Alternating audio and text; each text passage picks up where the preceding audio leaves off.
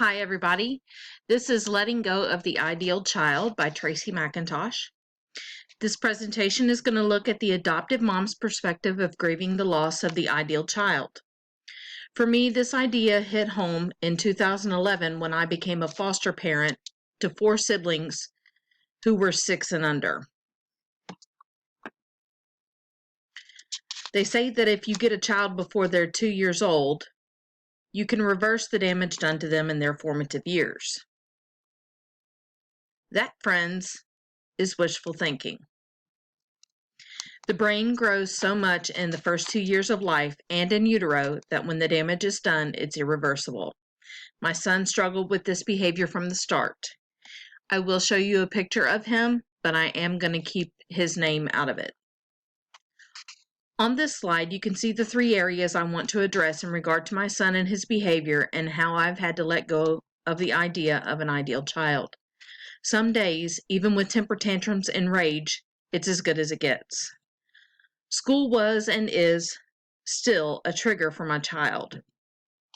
It's too crowded, it's too loud, and he feels lost in the crowd, so he acts out to get attention. To kids like mine, negative attention is still attention. As far as interventions, we started at the beginning. We immediately began potty training him to foster independence. At his young age, my foster care agency fought me on getting him mental health help. They thought, like everyone else, that he was too young for anything to be mentally wrong with him. They were wrong. When a child is first placed in your home, you know very little about their circumstances. In my case, my child came from domestic violence, neglect, and drug abuse. Of the 4 children, my son got the worst of the neglect. I will spare you the details. He was 22 months old when he came to me.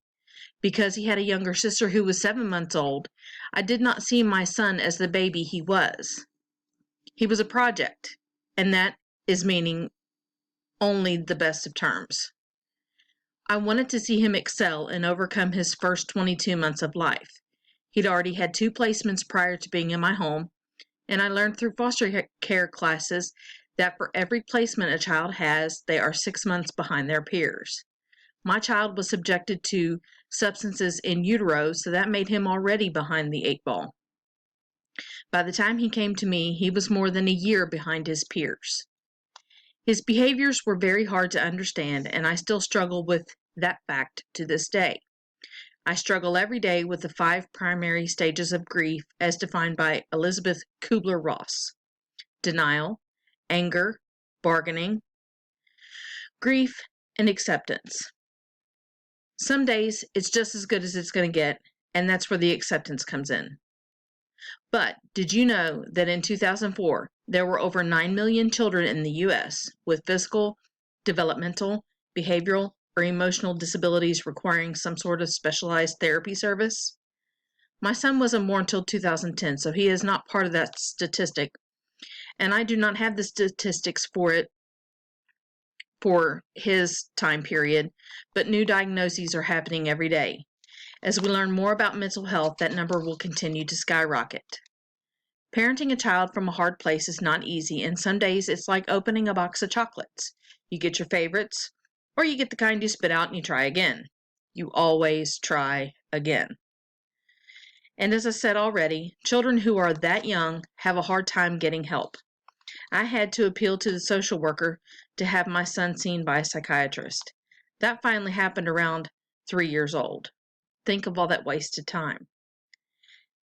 These disabilities that have manifest themselves, I believe, stem from grief. He does not know or remember his birth parents, but his body remembers the way it felt when he was with them. For instance, food was scarce. When he came to me, he had all he could ever want.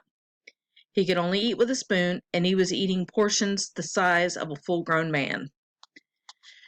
And still eating to this day every chance he can get. We are still trying to overcome the grief and trauma that was done in his early years. Anger is the biggest thing I want to touch on. He was angry and aggressive all the time. He made threats to his teacher and he was aggressive with his next closest sibling, who was also in preschool, because they're only 10 months apart. These things comprise only part of what he is. They do not define him. In an article I used for this presentation, the author stated, "The biggest obstacle to really enjoying and appreciating your child is the vision of the child you thought you were going to have." This is a picture of my actual son. Isn't he adorable? This is his preschool picture. He began preschool shortly after his 3rd birthday. Having only neurotypical children, I felt I was not cut out to be my son's mom unless I got some serious education under my belt. I loved him from the minute I laid eyes on him. Who wouldn't? And I felt in my heart that one day he would legally be mine, but love isn't enough. Love is what made me dig deep. I read books. I went to seminars, sometimes out of state. Ask me about my stranded in Illinois story, and I'll tell you about it. And I participated in lots of classes aimed at whatever I thought would be most helpful. The more I researched, the more isolated and angry I got. How could someone do this to a child? It took years, but I finally came to terms with the fact that his parents did the best they could. It just wasn't what was best for my kids. The biggest lesson I have learned so far is you cannot discipline or medicate the anger out of your child. When the gap between the idolized child and the actual child is larger, so too is the mourning process. And the biggest thing to take away is that we all need grounded hope. This is when you not only bounce back from the crisis, but bounce forward. Grounded hope fosters the greatest resilience, and I think that is what got me through those early years when the teacher would call. When grief is left resolved, those negative stressors and emotions can lead to alienation, avoidance, withdrawal, and isolation for the family.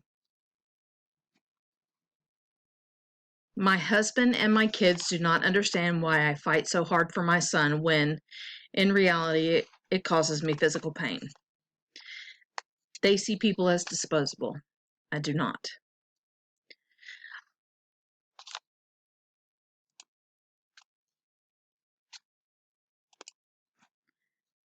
I love this slide. If you've ever heard of Mary Chapin Carpenter, you will get this reference. Sometimes you're the windshield, sometimes you're the bug. The article I reference the most is by Diana Kennedy because she has some tools for the parents that are experiencing grief. Among the things in her toolbox are things like parents need a way to tell their stories, feel validated, and they need support and community. Parents need grounded hope, which we covered in another slide. I like this one. It's called the 30,000-foot view. School is not the end-all or be-all, and parents need a long-term vision for their child. Parents also need a way to overcome the black box they see as their child's future. The black box is how we see our child's future based on past events. And lastly, parents need help letting go of what they can't control. This is a huge one for me. And they need information on what they can do for their child.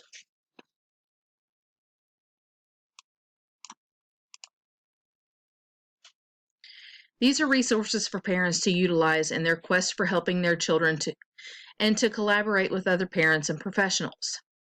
There's Understood. There is CHADD for children and adults with attention deficit hyperactivity disorder. There's LDA for the Learning Disabilities Association of America. Other resources are a support group or a support system, either virtually or in person. I am a member of some Facebook groups for differently abled children. Parents also need a good therapist and a good psychiatrist. Interventions for my child look very different than they do for most other children. Right now, my son is in a residential treatment facility and is not home. This is his 3rd placement in less than a year. The other 2 facilities didn't do much for him. One kicked him out after 90 days, and the other said, "This is as good as it gets, good luck," after 60 days. This time, his therapist is focusing on cognitive behavioral therapy. Because I am that mom, I am taking a certification class in how to practice CBT. I put my grief into action. That's how I cope. I am also a firm believer in therapy. When the need arises, I have a therapy I use, and she helps me work through my guilt and grief. For those wondering, my long-term plan is to homeschool my son when he comes home from residential. We will be continuing therapy for him, and he might have to go twice a week, and I didn't want to have to continue to pull him out of school. I think he needs that one-on-one attention. The last time he was homeschooled, he did great, but he got bored, and I'm hoping to learn from my mistakes and make his learning more engaging. So that's it. Grieving the loss of the ideal child. Here are my references if you would like to check them out. They are all only 3 pages each, except for the one by Diana Kennedy. I hope you've enjoyed my presentation, and thank you for listening.